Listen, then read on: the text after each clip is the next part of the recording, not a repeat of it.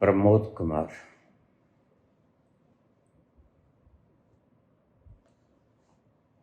बाबा जी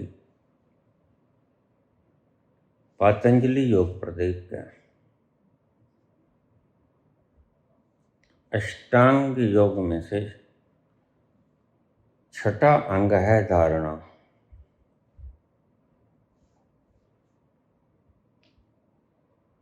कृपा करके धारणा के बारे में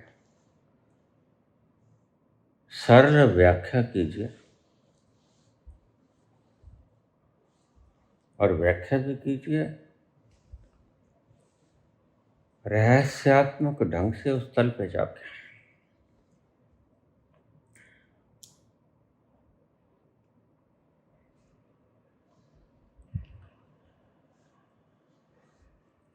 एक बात तो आपको अच्छी तरह से याद होगी,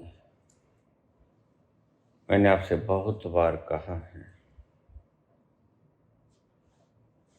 जैसे जैसे आप अपने भीतर उतरोगे संकल्प गहन होगा। संकल्प यानी के तुम चाहते क्या हो, उसकी इच्छा, और तुम्हारी इच्छा खोपड़ी में बैठे बैठे पूरी नहीं होगी, नीचे उतरना पड़ेगा। जितने गहरे जाओगे संकल्प गहरा हो जाएगा, और जब संकल्प इतना गहरा हो जाए एक तल आता है जहां तुम जो भी कह दोगे वो सत्य हो जाएगा। ये बातें मैंने बहुत बार बताई।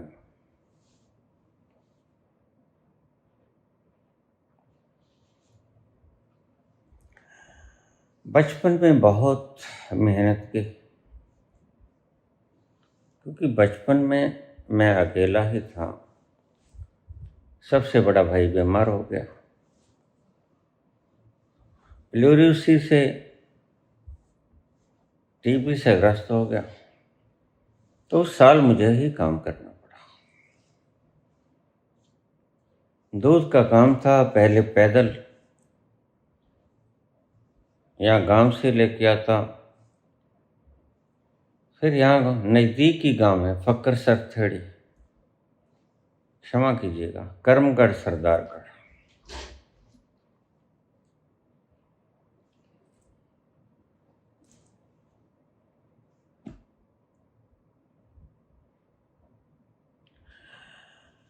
वहां से मैं दूध लेके आता, फिर सारे जो हमारे नित्य के ग्राहक थे उनके घरों में पहुंचाता। उन वर्षों में मैंने बहुत काम किया,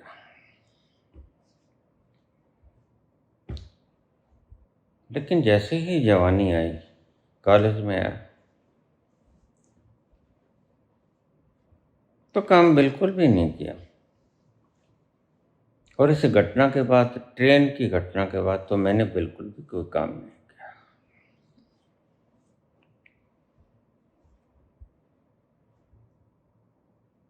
बस घंटों बैठा रहता और धीरे धीरे मैं अपने भीतर खिसकता चला गया। एक वक्त आया, मुझे महसूस होने लगा कि मैं जो कह दूंगा ठीक हो जाएगा। बाघ भी आने लगे,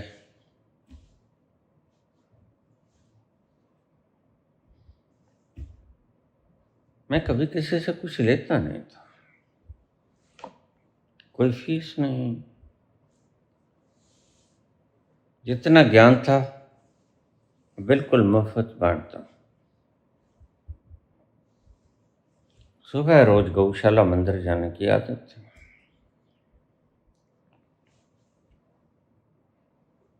तो गौशाला मंदिर में मैंने देखा वृक्ष बहुत थे और पंछी बहुत थे, बड़े बड़े वृक्ष थे, वट वृक्ष थे, 2 पीपल के वृक्ष थे, जामुन था, आम था, और भी बहुत से वृक्ष थे, हरियाली बहुत थी। और वटवृक्ष तो इतना विशाल था कि उसके ऊपर हजारों पंछियों के घोंसले थे।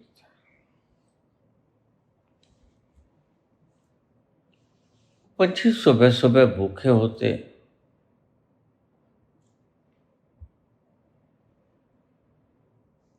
मैंने बाबा से फरियाद की कि बाबा कोई उपाय बताओ कि इन पंछियों के लिए दाना चोगा का इंतजाम हो जाए। बाबा कहते तुम ऐसे कर लिया करो।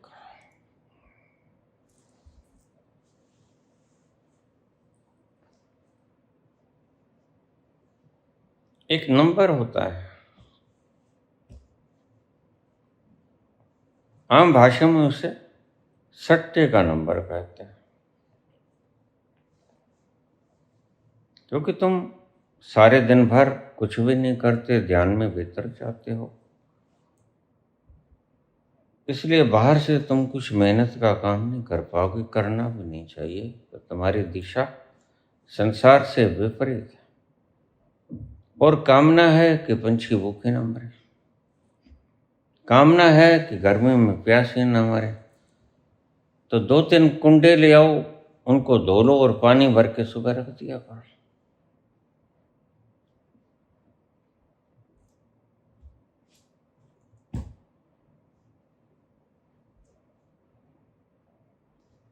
तो मैंने कहा चोगे का इंतजाम क्या होगा, खाना दाना।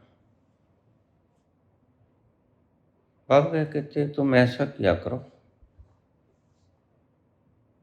मेरे से नंबर ले लिया करो और लगाया करो।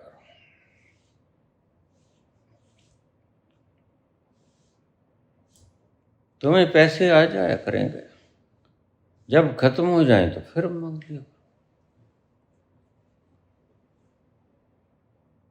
गौशाला मंदिर में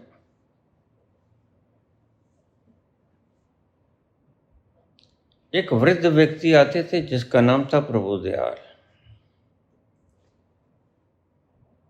वो मुझे अक्सर बातें बताया करते कि यहाँ का जो संत था गिरिनारी बाबा,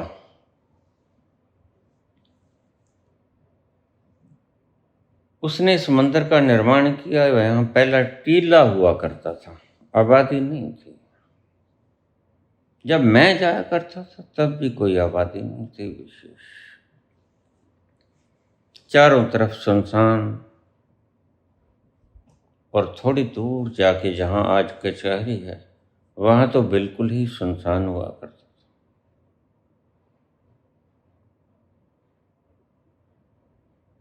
तो उसके सामने जो गौशाला मंदिर, वहाँ गौवां पाली जाती थी, उनकी एक गौशाला मंदिर डाबवाली में भी है, हमारे नज़दीक यहाँ से 35 किलोमीटर दूर। तो मुझे बातें सुनाया करते कि यहाँ गिरनारी बाबा जो हैं अपने गुरु के पास जाते, जब गौएं भूखी होती तो अपने गुरु से प्रार्थना करते कोई नंबर दे दो,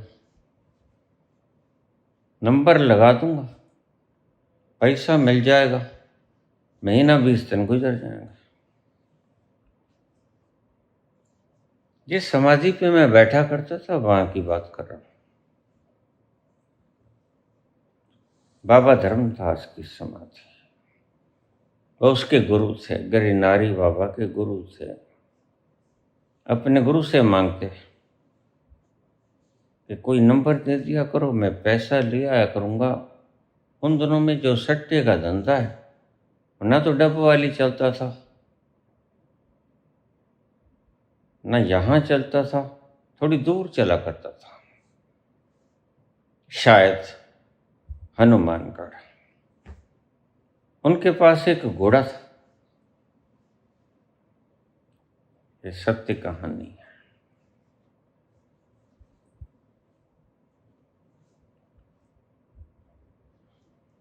बाहर के मुल्कों की कहानियां मैं कम ही सुनाया करता हूँ, क्योंकि ऑथेंटिक ज़्यादा नहीं, यह ऑथेंटिक कहानी है। जो मैंने बुजुर्गों से सुनी और आजमाई।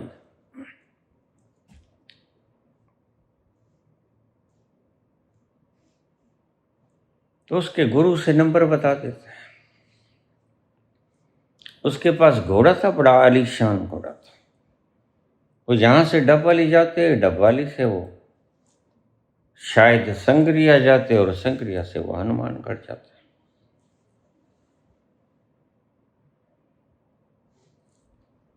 कहते हैं कि वहां नंबर लगा करता था, वहां नंबर लगाते और वहीं रात को रुक जाते। फक्रों का क्या होता है, कहीं रुक जाए, 2 फुलके तो मिल ही जाएंगे, किसी से मांग लो। भले जमाने थे।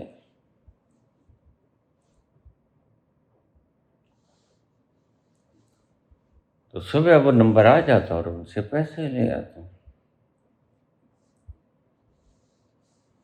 तो रास्ते में जब डबवाली आता तो उन्हें सोचा कि डबवाली भी एक ऐसी ही गौशाला बना दी जाए। उन दिनों में जमीनों के भाव शून्य थे, फालतू जमीनें पड़ी थी, टीले थे। वहाँ के मालिक से पूछा तो गिरनारी बाबा से कहने लगे कि आप ऐसा करो, जितनी चाहे जमीन रोक लो, गौशाला बना लो, मंदिर बना लो। तो आज जो डबोवाली के अंदर मंदिर है और गौशाला है, यह है उस गिरनारी बाबा की ही बनाई गई। रहते यहाँ थे वो, कभी कभी डबवाली चले जाते। मुख्यतः यहाँ रहा था। यहाँ उनका एक धूना भी था। मैं भी अक्सर उनके धूने के पास बैठा रहता। रात को जाके बाबा धर्मदास की समाधि पर बैठ जाता। बहुत वर्षों तक, करीब 20 वर्षों तक मैंने कोई काम नहीं किया।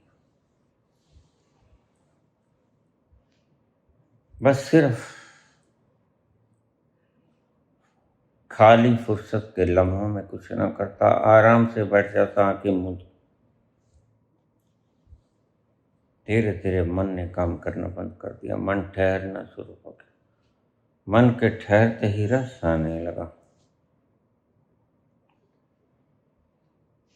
और फिर जब रस आने लगता है तो फिर वो रस ही खींच लेता है तुम्हें भीतर।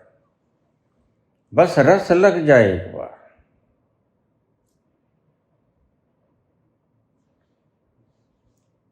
एक बार रस लग जाए,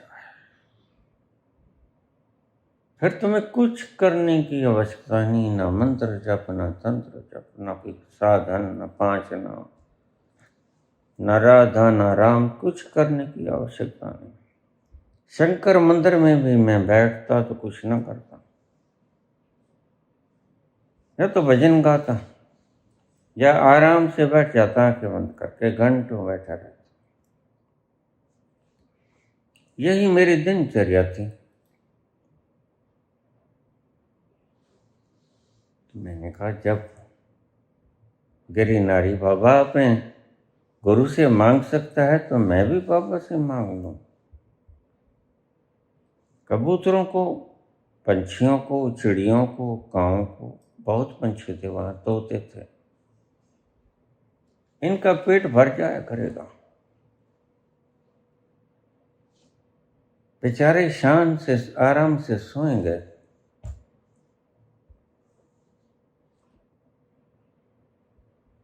तो मैंने बाबा से फरियाद की, बाबा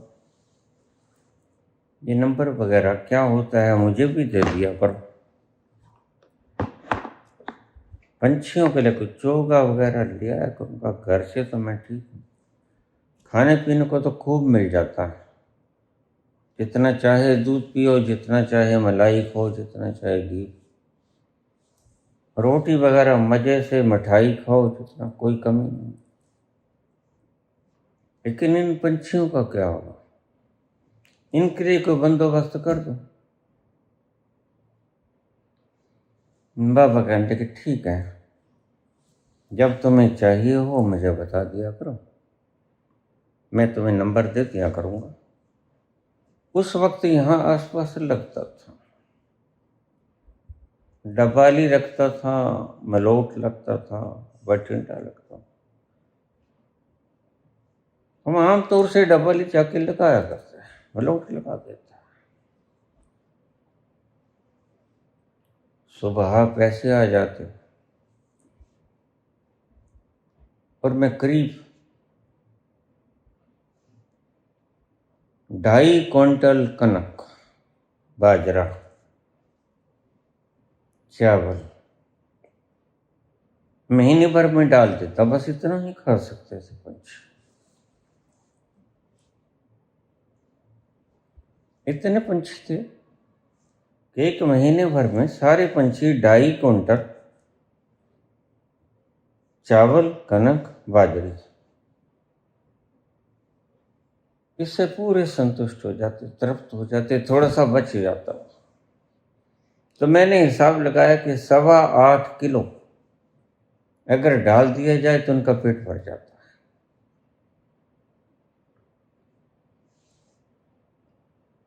तो गौशाला मंदिर आते हुए मैं रोज लेके आता, नित्य प्रति का काम था जी। तो पैसे खत्म हो जाते कई बार, तो मैं कहता चलो मांग लेंगे, मिल तो जाएंगे। तो किसी मित्र से मैं उधारी ले लेता। कई बार तो ऐसी नौबत भी आई कि मैं ब्याज के ऊपर भी पैसे पड़े और चोगा डाल देता। चोगा नहीं मैंने रुकने दिया, मुद्दतों तक, बरसों तक मैं चोगा डाल। जब तक मैं गया गौशाला तब तक ये रूटीन बन गया था, मेरा नित्य प्रति का कर्म बन गया था कि मैं पंछियों के लिए चोगा जरूर लेके जाता और सुबह कुंडों को मांजता, ताजा पानी भरता और 2-3 कुंडे से वहां भर के रख देता।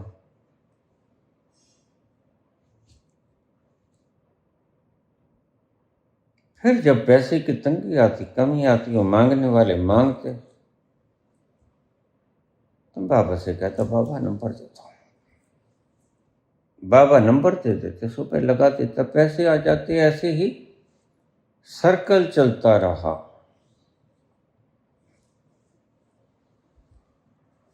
मुझे कोई जरूरत नहीं थी, खाना पीना सब ठीक था, मजे से जिंदगी गुजर रही थी, कुछ नहीं करता था। शौक कुछ था नहीं, जैसा मिल गया कुर्ता पजामा वैसा डाल लिया, खद्दर का मिल गया तो कोई नहीं।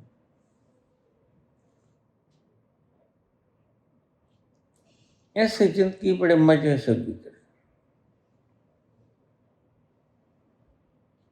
लेकिन एक दिन क्या हुआ कि जिस व्यक्ति के पास मैं जाके लगाता था वो तंग आ गया मेरे से। उसने पुलिस में शिकायत कर दी। ये लोग जो होते हैं पुलिस वगैरह को पैसे देते हैं।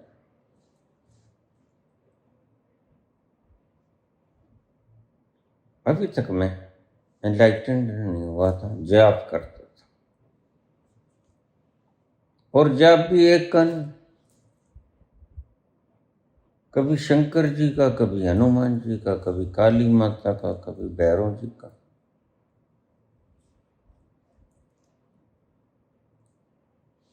जब तक एक का पता नहीं चलता तब तक व्यक्ति अनेक में ही उलझा रहता है। अनेक तब छोड़े जाते हैं जब एक का पता चल जाता है, और एक का पता चलता है समाधि के वक्त, समाधि के वक्त। इसलिए कबीर ने कहा एक साध है सब सद है, सब साध है सब जाए। जिंदगी मजे से चल रही थी। दिन में भी मैं जब मन करता ज्योत जला लेता और मंत्र जाप करता। ये मंत्र जाप की आज जो मैं इतना आपसे बता रहा हूं, ये निंदा नहीं करता, ये मेरा अनुभव है, मंत्र जाप से कुछ मिलता।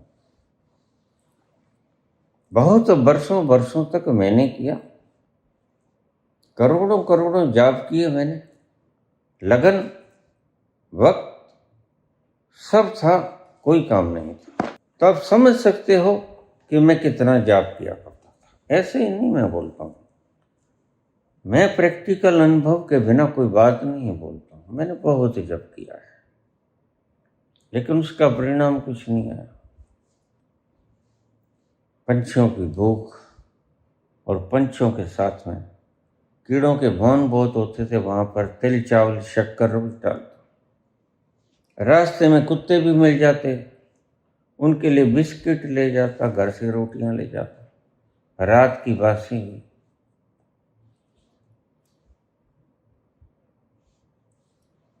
ऐसा नित्य प्रति का काम था, और कोई साधना नहीं थी। मन आया तो कर लिया, कोई अनुष्ठान नहीं, कोई कुछ नहीं, कोई मन में संकल्प नहीं कि ये मैं इतना करूंगा, ये मैं इतना करूंगा। योग किया, वस्ती धोती नेति न्योली बजरोली सब किया मैंने। परमात्मा तक पहुंचने के जितने रास्ते उसमें से काफी मैंने आजमा लिए, मिला किसी से।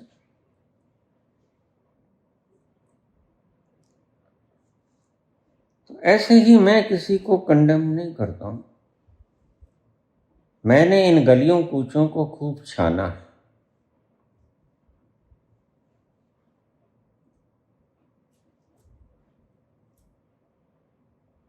फिर भाई ने दुकान कर ली, फिर मैं थोड़ा थोड़ा काम करने लग गया, परचेजिंग करने लगा बाहर।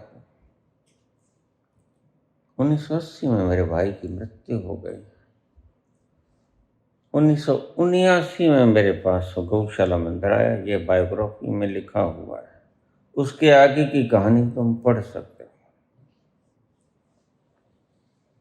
तब तक का सफर है।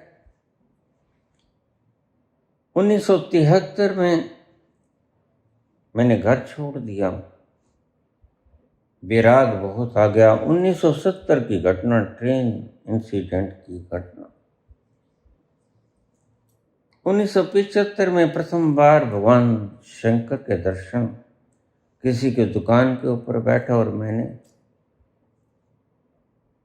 प्रथम बार आए थे, इतना सुंदर रूप उनका, मुग्ध करने वाला। तो भगवान शंकर मुस्कुराहट से बोले, क्या मांगते हो? मैंने देखा सामने एक लड़की खड़ी थी, मैंने कहा वो देता हूं। एवं अस्तु तत्सस्तु। अब मेरे जी का जंजाल बन गया, ये मैं क्या मांग लिया? प्रथम बार आया, कोई भक्ति नहीं की, कुछ नहीं किया था उससे पहले में।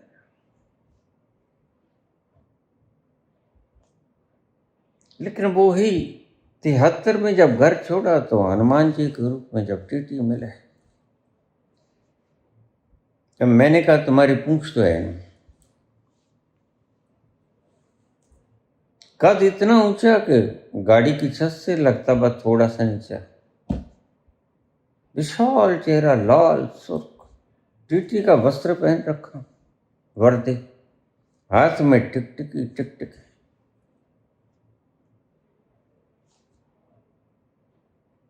मुझे बाबा कहने लगे, दिखाओ। मुझे पता नहीं था बाबा। बेधड़क मैंने कहा पकड़ लेंगे, जेल में डाल देंगे, वहां पड़े रहेंगे, कोई बात। अपन कोई करना थोड़ी है कुछ। मुझे कहने लगे, बेटा टिकट। मैंने कहा टिकट तो नहीं, नहीं है। नहीं है क्या मतलब? मैंने कहा नहीं है। नहीं, सभी हंसने लगे आसपास के। नहीं है क्या मतलब? मैंने कहा पैसे नहीं है। कहां से आए? गिदड़वा से आए। क्यों आए? संत बनने आए, कहाँ चले? हरिद्वार से घर से भाग के आए, नहीं पूछ के आए।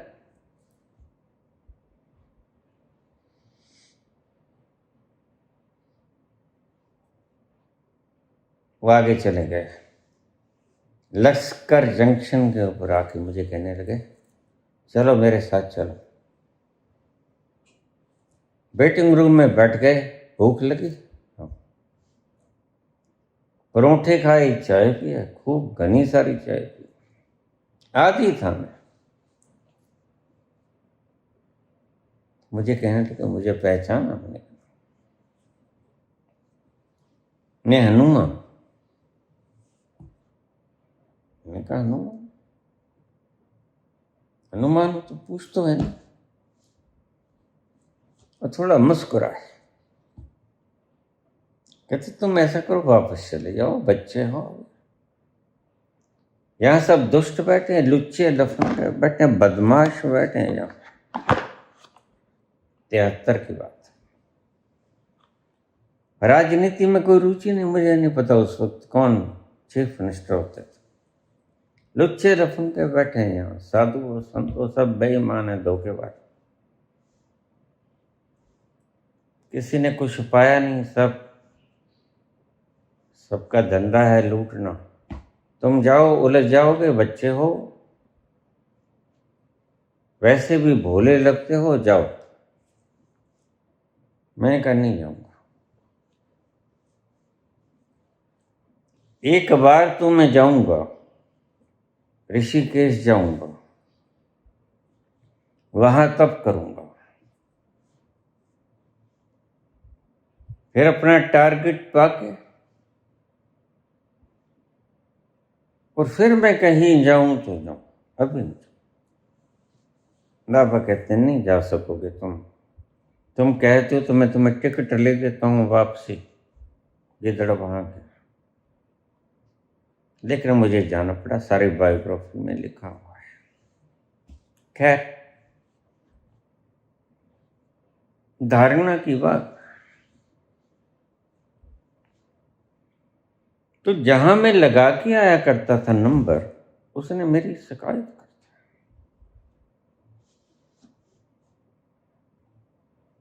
और मैं कोई ऐसा इलीगल काम नहीं करता था, जो है तुम्हें बता दिया, ऐसा करता था।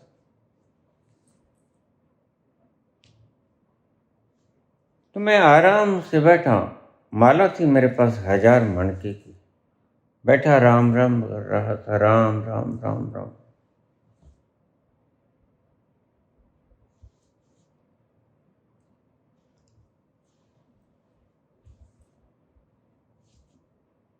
मुझे भगवान शंकर कहने लगे ऐसा करो, यहां से निकल जाओ। मैंने क्यों नहीं पूछा।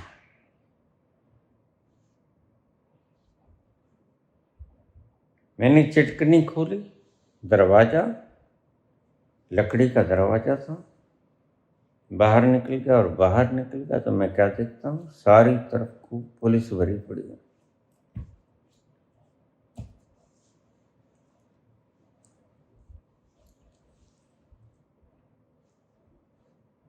बाबा ने कहा धारणा कर लेना कि तुम्हें कोई नहीं देख रहा।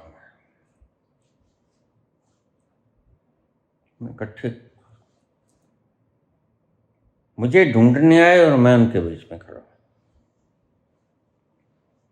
मैंने धारणा की कि मुझे कोई नहीं देख रहा है और सबके बीच में खड़ा हूं, आराम से जा रहा हूं। मेरे घर को चारों तरफ से घेर लिया। करीब 70-80 पुलिस कर्मी हो गए। पूरा स्टाफ, मुक्तसर का सीआई स्टाफ बुलाया था। ये धारणा की शक्ति होती है। जैसे ही तुम अपने भीतर जितना गहरे चले जाओगे, धारणा उतनी ग्रहण हो जाएगी, तुम जो सोचोगे वही हो जाएगा। बाबा कहते तुम धारणा कर लेना कि तुम्हें कोई नहीं देख रहा है, कोई नहीं देख सकता है। और मैं काफी देर उनके भीतर खड़ा रहा। मुझे ही ढूंढने आए, मुझे ही पकड़ने आए, उनको पता ही नहीं लगा कि हमारे भीतर पर। वहां से मैं चला गया, हमारे धोबी होता था, एक सूरज या धोबी, अब तो पता नहीं, उसकी दुकान के ऊपर बैठ गया, मैं जाके बातचीत करने लगा। इतने में एक मोहल्ले से व्यक्ति, बच्चा आया, मुझे कहने लगा आपके घर में पुलिस आ गई। मैंने कहा जाने दो, कोई बात नहीं, कोई इलीगल धंधा तो करता हूँ, आ गई तो आ जाने दो, उनका घर है, बैठ जाएंगे, पानी दानी पी जाएंगे।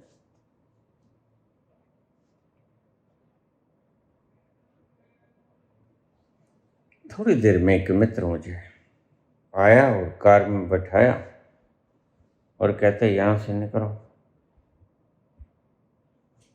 ये जो यहाँ का सीआई स्टाफ का हेड है बदमाश है, कर्नैल सिंह बराड़, नाम बता दो, अब तो पता नहीं कहाँ। बड़ा दरिद्र व्यक्ति है, ऐसा पीटता है जिसका सब कोई।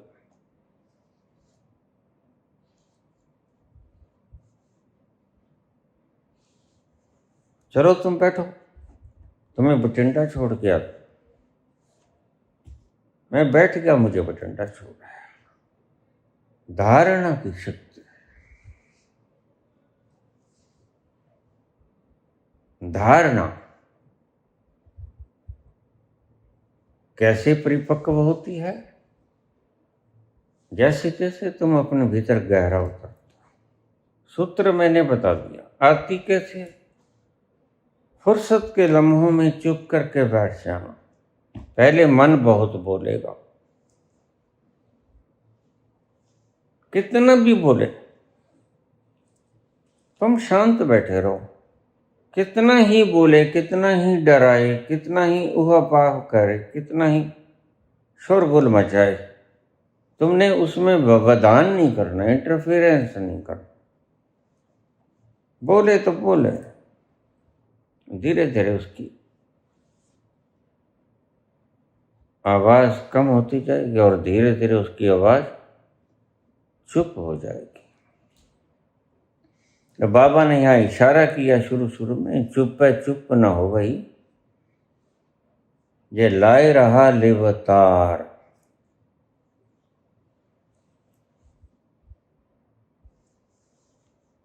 अगर तुम आराम से बैठ जाओ,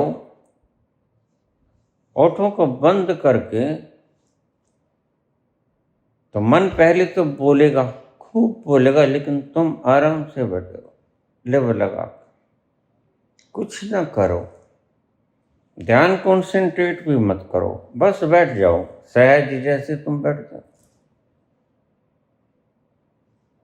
चुप पे चुप न हो गई, धीरे धीरे धीरे धीरे धीरे धीरे, ऐसे नहीं चुप होगा मन, ऐसे चुप होगा जैसे बाबा कहते हैं। बस आराम से बैठ जाओ, जैसे लिव लगी हो व्यक्ति की, आंखें मूंद लो, मन चलेगा, खूब चलेगा, खूब चलेगा, चलने दो, रोको मत। एक सूत्र याद रखना, इससे लड़ाई मत करो और इसके पीछे मत लगो। इस सूत्र को याद कर लेना, मन जितना भी बोले बोले, उसे रोको मत, ना उसके पीछे चलो, ना उससे झगड़ा करो। यह सूत्र अगर तुम्हें याद रह गया और तुम्हारे अंत में चला गया तो समझ लो एक दिन तुम अपने भीतर अंतस्थल में पहुंच जाओगे, जिसको आखिरी छोर कहते हैं।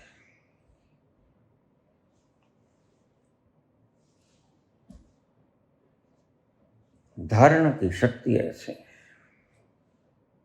आती कैसे है? चुप करके बैठने से।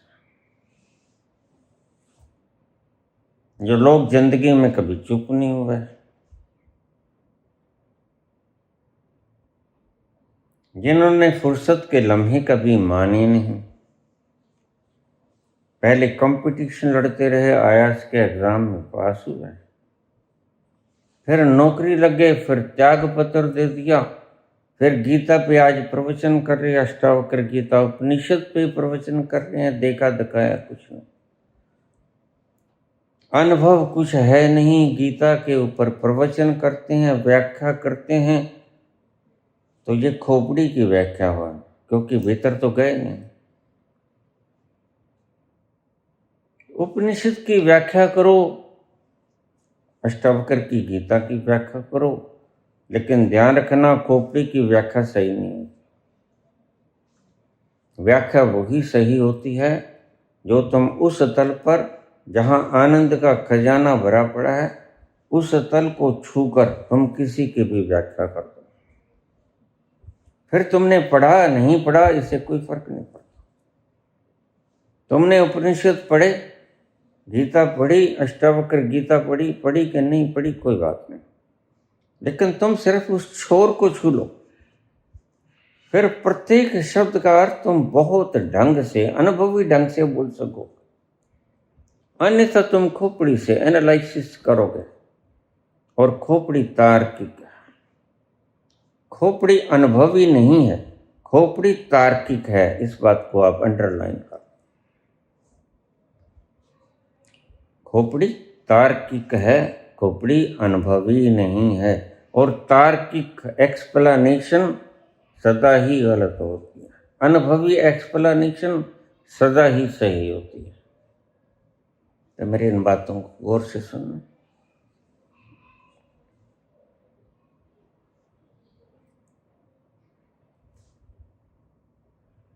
कुछ नहीं करना, आराम से बैठना एक स्थान पे। कितना आसान है,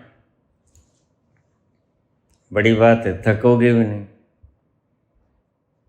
जाप करोगे 5 नाम का, राधे राधे का, एनर्जी लेसनेस हो जाओगे, थक जाओगे तो नींद आ जाए। अगर खाली बैठे रहे तो नींद आई, तो वो नींद होगी योग निद्रा।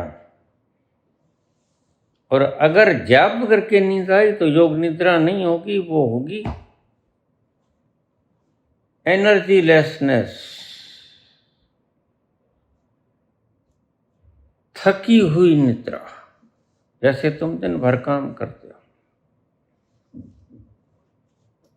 एनर्जी से खाली हो गए, थकावट की नींद। और मैं बात कर रहा हूं योग निद्रा की, जहां तुम मिलते हो परमात्मा से, वह बड़ी आनंददायक होती है। और यह निद्रा जो थकावट से आएगी, 5 नाम से आई, 4 नाम से आई, राम नाम से आई, राधे राधे से आई, यह थकावट की नींद तुम्हें मूर्छा में ले जाएगी, योग निद्रा में नहीं लेके जाएगी। और मूर्छा में, योग निद्रा में जमीन आसमान का फर्क है। मूर्छा में आनंद नहीं होता, आराम होता है। योग निद्रा में आराम नहीं होता, आनंद होता है। एक एक शब्द को ध्यान से खंगाल लेना।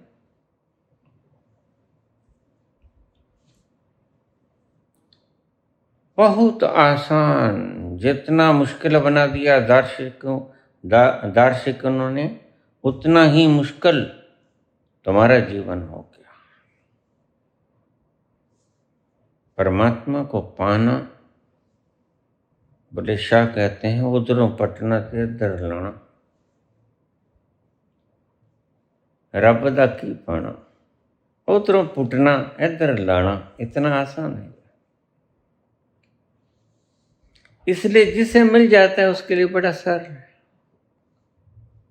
जिसे नहीं मिलता उसके लिए तो जैसे पहाड़ है, एवरेस्ट की चोटी के ऊपर चढ़ना भी आसान। परमात्मा को पाना बड़ा मुश्किल है, लेकिन कोई मुश्किल नहीं। आसान से आसान अगर इस धरती पे कोई काम है तो वो है परमात्मा को पा लेना। क्योंकि परमात्मा तुम हो और तुम्हें तुम तक पहुंचने के लिए कुछ भी तो नहीं करना होता। कुछ भी किया तो तुम चूके परमात्मा से, ये कर कर ही के तो तुम दूर निकले हो। एक प्रश्न छोटा आ रहा है कि अगर तुम परमात्मा ही हो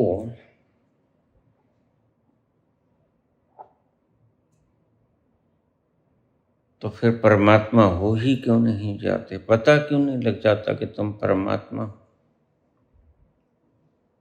तुम परमात्मा तो हो, लेकिन तुम दूर निकल गए हो और सपना देख रहे हो।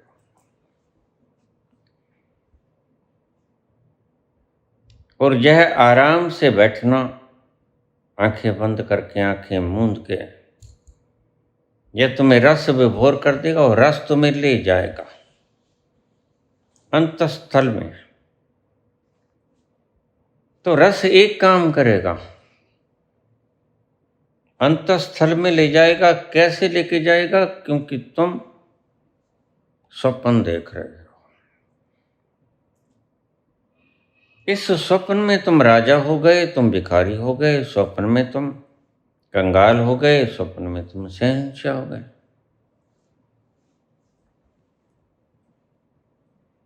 तो जब तुम अपने आप से जुदा हो गए, दूर निकल गए, सपने में ही निकल गए, लेकिन सपने को भी तो तोड़ना ही होता है। कई बार नींद बड़ी गहरी हो जाती है, सपना भी बड़ा ऐसा सुंदर आता है कि तुम तोड़ने का मन नहीं करता। तो सपना भी तो तोड़ना होता है, कुछ तो करना ही होगा। सपना तोड़ने के लिए सपने लेने वाले को झंझोड़ना होगा कि उठ भाई।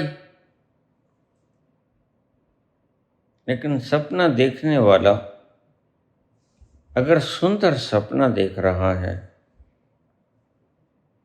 तो कहेगा तुम मुझे सो लेने दो आराम से, हवा ठंडी चल रही है, सारी रात सो नहीं सका, गर्मी थी, अब ठंडी हवा में थोड़ा विश्राम ले लेने दो।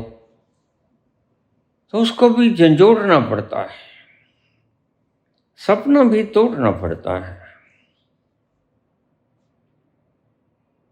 और बस सपने को तोड़ने के लिए किसी मंत्र की आवश्यकता नहीं होती। सपने को तोड़ने के लिए तुम्हें हिलाना है, तुम्हें शेक करना है, तुम्हें झंझोड़ना है। कोई मंत्रोच्चारण नहीं करना होता, उससे नींद नहीं खुलती, सपना नहीं टूटता। हिलाना है, झंझोड़ना है।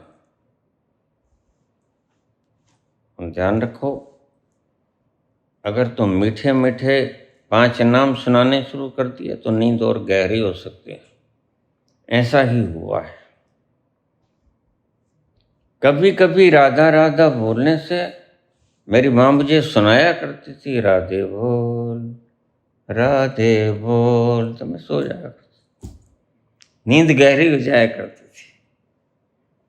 तो कभी कभी राधे राधे बोलना नींद को और गहरा कर देता है।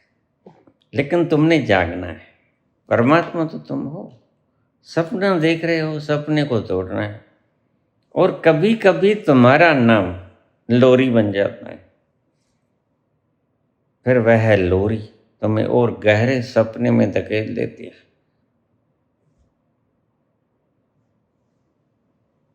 और तुम और मूड हो जाते हो, तुम उससे और दूर हो जाते हो। इसलिए मैं कहता हूं, इन नाम वाम के चक्कर में मत पड़ो। ये तुम्हारी लोरियां बन गई हैं, तुम पहले से ही सोए हुए हो, नींद गहरी है, सपना भी आ रहा है, बड़ा सुंदर सुबह का वक्त है, हवा ठंडी है, संसार तुम्हें अच्छा लगता है। जागो, जागना ही एकमात्र हल है सपने को तोड़ने का। अन्यथा इस जिंदगी में उलझे उलझे तुम सपने ही लेते रहोगे। बस और कुछ नहीं करना, कोई कुछ विज्ञान भैरव तंत्र के 112 विधियां नहीं अपनानी। तुम सपना लेते लेते पता नहीं कहाँ पहुंच गए हो, लेकिन याद रखना, सपने में पहुंच गए हो, सत्य में नहीं पहुंचे हो। सपने में कोई कलकत्ता निकल गया, कोई बम्बे, कोई दिल्ली, कोई मैड्रास, कोई फॉरेन में निकल गया। मैं बहुत बार सपने में फॉरेन में निकल जाया करता था, अपने भाइयों के पास, अमेरिका में, वहां बैठा हूं उनके कोठे में। सपने का क्या है, सपना तो जो चाहे ले लो, और बड़ा मजेदार सपना होता है। लेकिन संत कहते हैं कि तुम जागो, सपना तो पहले से ले रहे हो। सपने में नाम जप से नहीं होगा, नाम जप तो लोरी बन जाएगा, तुम्हारा सपना और गहरा हो जाएगा। इसका एकमात्र हल है जागो। जागते ही सपना टूट जाएगा। आंखें खोलो, देखोगे कि सपना था जो मैं देख रहा था। पाओगे कि जहां भी निकला, इतनी दूर निकला हूं तो मैं वहीं उसी चारपाई पे सोया हुआ। कहीं कलकत्ता नहीं गया, कहीं न्यूयॉर्क नहीं गया, वहीं पाओगे अपने आप को जहां रात को सोए थे। इसलिए दादू कहते हैं, को नहीं दूजी मन की दौड़ मिटी संशय गई वस्तु ठोर की ठोर। जहां रात को सोए थे उसी टूटी खाटड़ी पे पाओगे अपने आप को। तुम देख लेना, जिस पे सोए थे उसी पे मिलोगे सुबह। सपने में कहीं भी चले गए तुम। सपने में ज्यादा मत उलझो और सपने को तोड़ने के लिए इन लोरियों का इस्तेमाल ना करो। ये लोरियां तुम्हारे सपने को और गहरी कर देंगी। ये कभी कभी मीठे गायन की तरह बन जाती हैं, तुम्हें थपथपाती हैं, और जैसे बच्चा सो जाता है वैसे तुम भी सो जाते हो। नींद और गहरी हो जाती है, मूर्छा और गहरी हो जाती है। छोड़ो इन नामों को, तुम जागो। आंखें खोलना ही एकमात्र उपाय है, दूसरा कोई उपाय नहीं। तो संक्षेप में बोलूं कि मैं कुछ नहीं करता था, कि मेरा सौभाग्य भी है कि मुझे ऐसा वातावरण मिला, प्रकृति ने मुझे ऐसा घर दिया, ऐसे संसाधन दिए,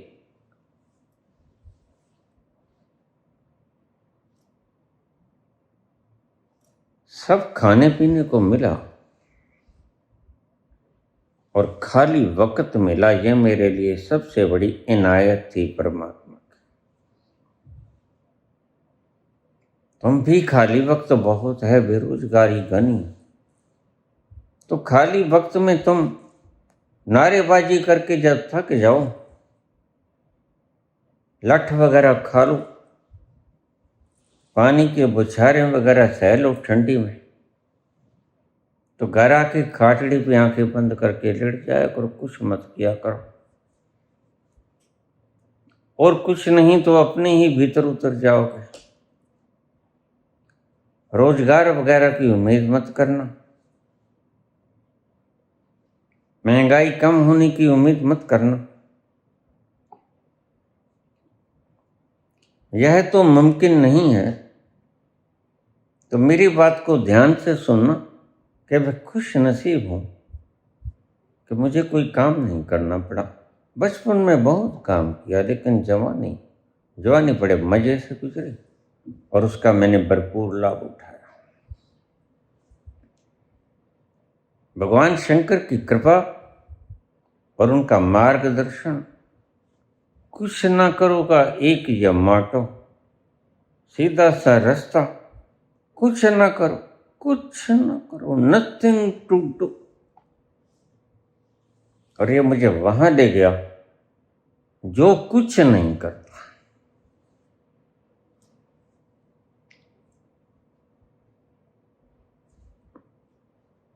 कुछ न करने से शुरू करो और वहां पहुंच जाओ जो कुछ नहीं करता।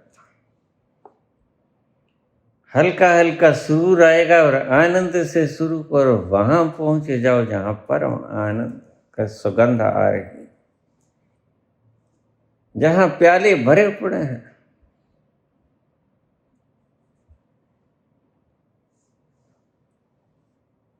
जहां आनंद के और खुमारी के प्याले भरे पड़े, भर भर के प्याले पियो।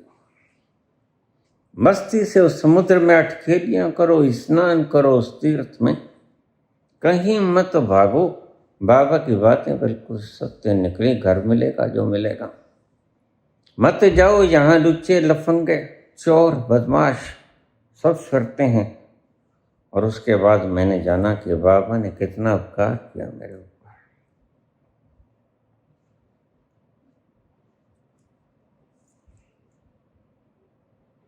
तुम मेरा आभार न किया करो, तुम आभार करो शंकर भगवान का करो, तुम आभार करो हनुमान जी का करो।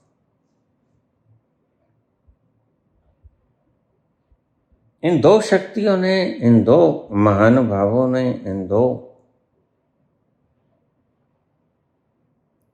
करुणाजनक उपस्थितियों ने मुझे उस तल पर जाकर खड़ा कर दिया जहां कोई इच्छा शेष नहीं, जहां कोई वासना शेष नहीं, जहां कोई डर नहीं, कोई भय नहीं, कोई वैरी नहीं, और किसी का कोई भी लालच लोभ नहीं। निर्वासना, जो मरता नहीं, जो जन्मता नहीं, जो किसी योनि में नहीं जाता, जो आनंद स्वरूप है, अकाल मूर्ति है और मिलता है गुरु प्रसाद से। मुझे भी गुरु प्रसाद से मिला। बस ये ठीक कि गुरु शरीर में नहीं था, अशरीरी गुरु था। अशरीरी ही हनुमान जी थे और अशरीरी ही शंकर जी थे। दोनों ने मेरा मार्गदर्शन किया और दोनों की कृपा से आज मैं आपको बोला और सरलतम ढंग से बोलने की मैंने चेष्टा की। तुम समझना और समझकर भीतर हृदय में उतार लेना। छोड़ो इन बकवासों को, नाम दाम में कुछ नहीं रखा है। ये जो बनाया अहंकार मैं का, मरना तो पड़ेगा।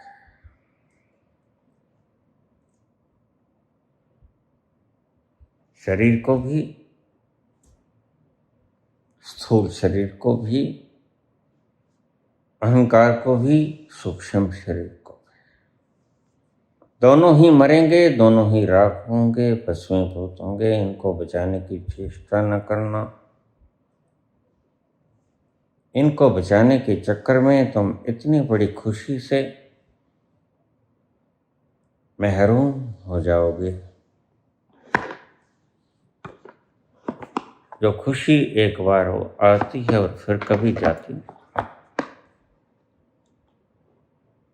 बाकी खुशियां आती हैं, थोड़ी सी देर के लिए आती हैं, फिर चली जाती हैं।